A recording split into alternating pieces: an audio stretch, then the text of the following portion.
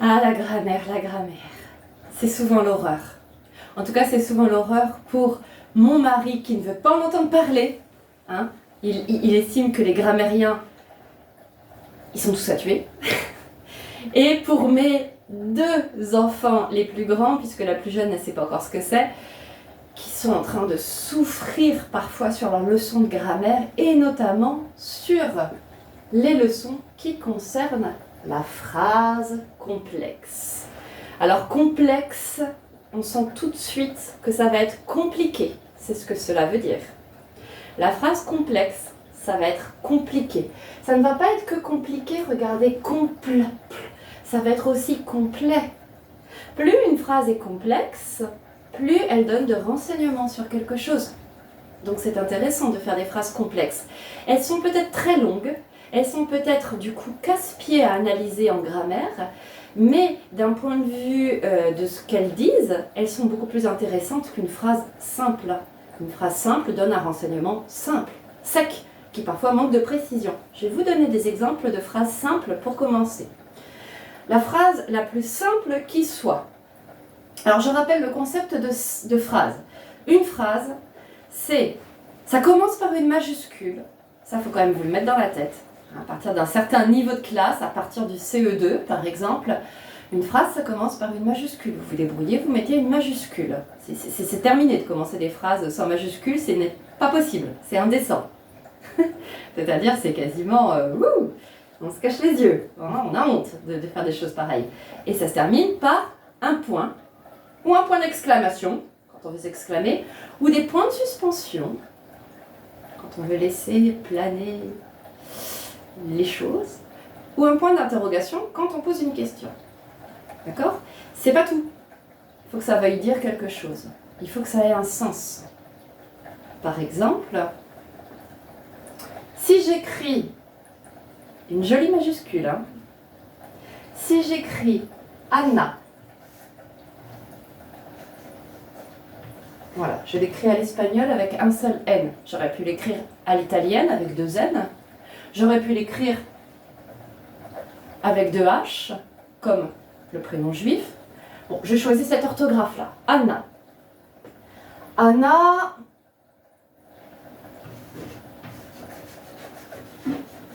Dinosaure.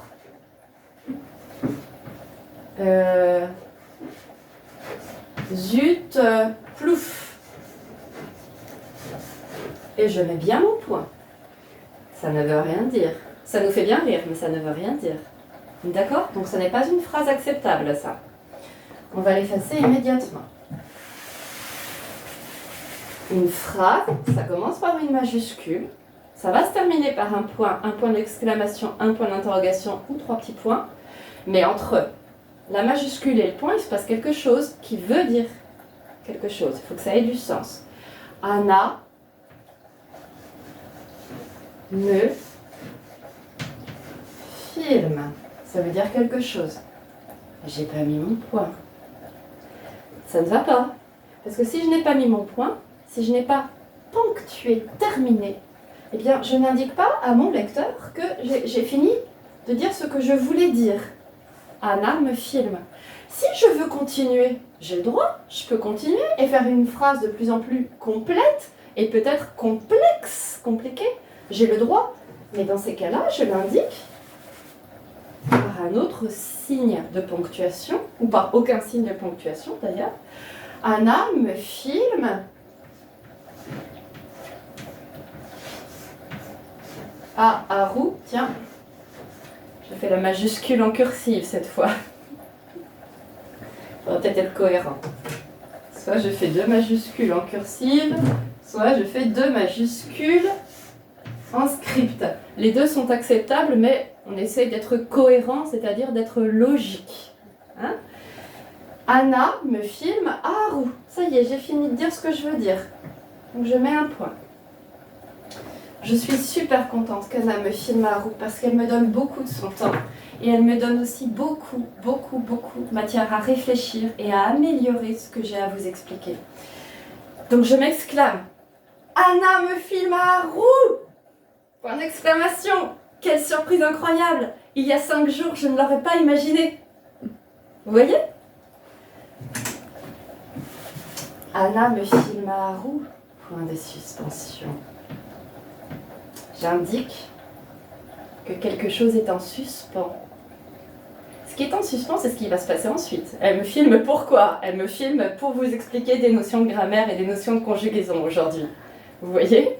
Ça crée un suspense. C'est pour ça, suspense, ça s'écrit suspens. Ça se prononce suspense, mais ça s'écrit suspens. Et c'est pour ça que ces points-là, qui indiquent un suspense, il va y avoir autre chose. On laisse en suspens, mais ça appelle à être continué, à être peut-être terminé, au moins continué. Eh bien, ça s'appelle des points de suspension. Donc, Anna me filme à Haru, c'est une phrase. Ça veut dire quelque chose. Ça commence par une majuscule, ça se termine par un point. La phrase la plus courte du monde, elle peut être verbale, c'est-à-dire qu'elle va comprendre un verbe, ou elle peut être nominale, c'est-à-dire qu'elle va comprendre un nom propre ou un nom commun. On reviendra sur la notion de nom propre et de nom commun dans d'autres leçons vidéo. Je vous donne la phrase la plus courte du monde, phrase verbale avec un verbe. Va. C'est une phrase. Ça veut dire quelque chose. Ça commence par une majuscule. Ça se termine par un signe de ponctuation. Point. Point d'exclamation, point d'interrogation, point de suspension. C'est une phrase. C'est une phrase simple et courte. La phrase la plus simple du monde, phrase nominale, pas nominative, nominale, parce que ça ne sera pas un verbe cette fois, ça va être un nom.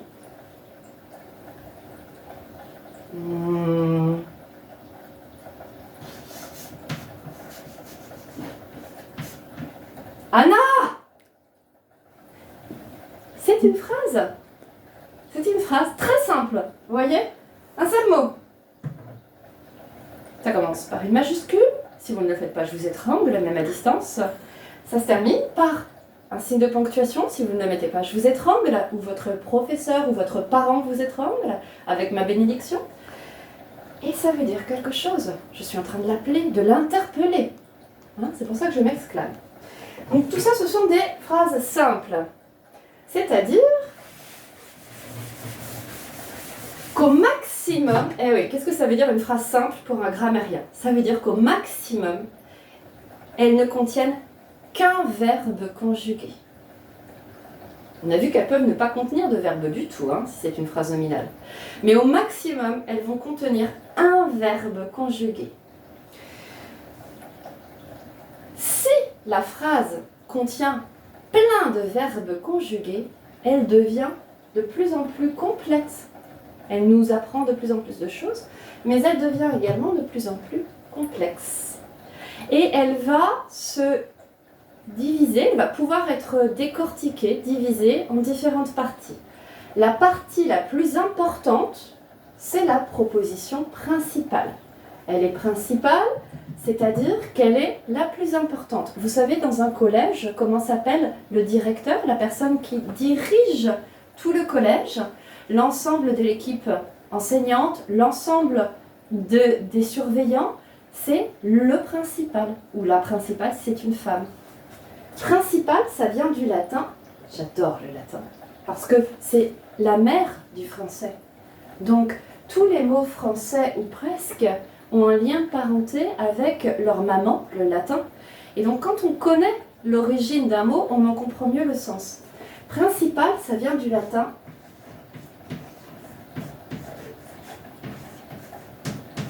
Hop. Princeps. Princeps. C'est ce qui est à la tête de une princesse. Elle est presque à la tête du royaume. La principale, elle est à la tête de l'établissement scolaire qui s'appelle un collège. Vous voyez, la principale, la proposition principale, c'est celle qui est à la tête de la phrase complexe. C'est celle qui est la plus importante dans la phrase complexe. Et autour de cette proposition principale, vous pouvez trouver une ou plusieurs propositions. J'ai abrégé en prop avec un petit point. Quand on abrège un mot, on met un petit point pour montrer que le mot propre n'existe pas. Hein, on est bien d'accord. Donc propre, c'est une abréviation, donc un petit mot avec un petit point. La principale, la proposition principale peut être entourée de une ou plusieurs propositions subordonnées. On se réfère de nouveau au latin. Subordonné, sub en latin, ça veut dire sous.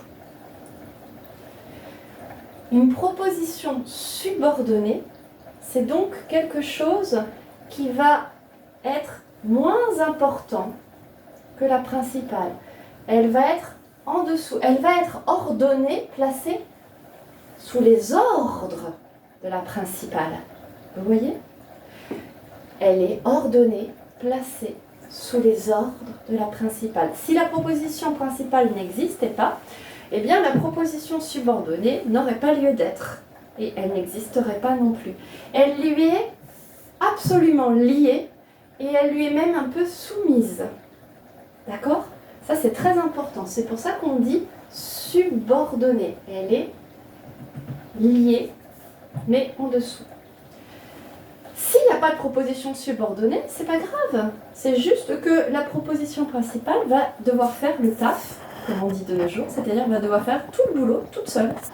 Un principal dans son collège, s'il n'a personne sous ses ordres pour venir l'aider, sous ses ordres pour venir l'aider, eh bien il va devoir se débrouiller tout seul et faire absolument tout. Les cours, la discipline, l'organisation, les appels de parents, le lien avec le rectorat, enfin tout.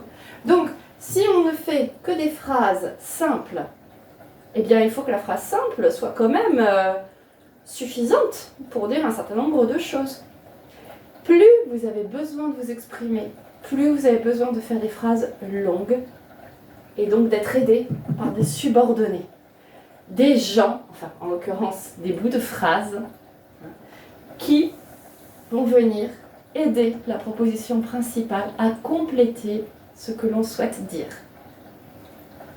Voilà la notion subordonnée et la notion principale. Je vous donne un exemple, parce que sinon, c'est la catastrophe.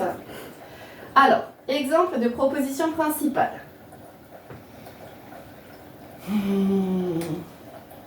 Je pense.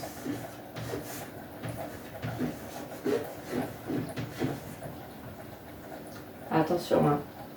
Si c'est la fin de ma phrase, j'ai bien compris que je devais mettre un signe de ponctuation. En l'occurrence, comme je pense, je réfléchis, que quelque chose va venir, j'ai choisi de mettre 3 points de suspension. Mais j'aurais pu m'en tenir à un simple point, je pense. Il y a un célèbre philosophe, français d'ailleurs, donc, Cocorico, qui s'appelle Descartes et qui dit « Je pense, donc je suis ». Hein, c'est ce qui définit notre humanité, c'est que nous sommes capables non seulement de nous mouvoir, de manger, je dis de nous mouvoir, de nous déplacer parce que les végétaux ne peuvent pas se déplacer tout seuls. Les animaux, si.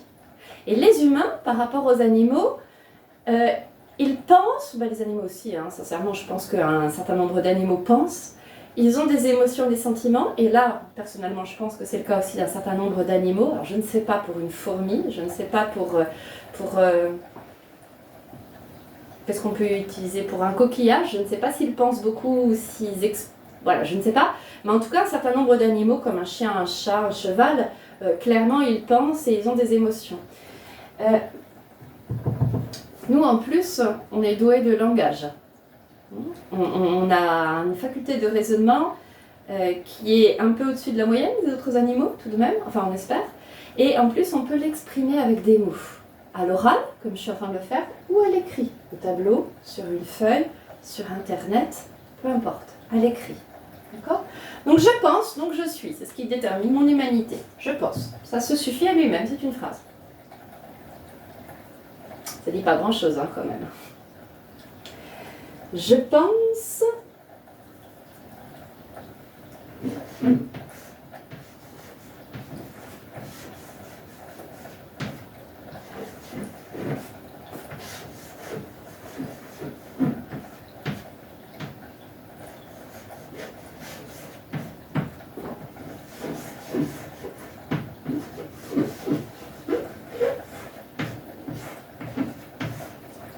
Ouh là là, j'ai terminé ma phrase par un point.